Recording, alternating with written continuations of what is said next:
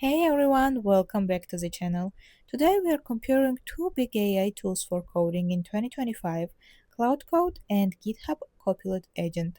Which one should you trust to help you write better code? Let's start with Cloud Code. It is known for understanding big projects. You can paste full files or whole folders and it keeps track of everything. It is great at explaining code, fixing bugs, and even helping you refactor. Now GitHub Copilot Agent.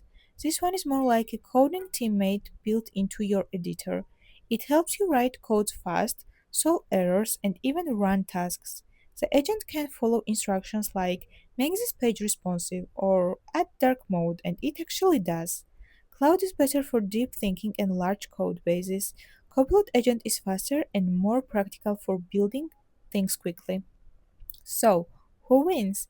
If you're working on big projects and want clean, smart help, Cloud Code is awesome. But if you want fast, everyday support in your IDE, GitHub Copilot Agent is super helpful. Let me know which one you are using in the comments. Like and subscribe for more simple tech breakdowns. See you next time.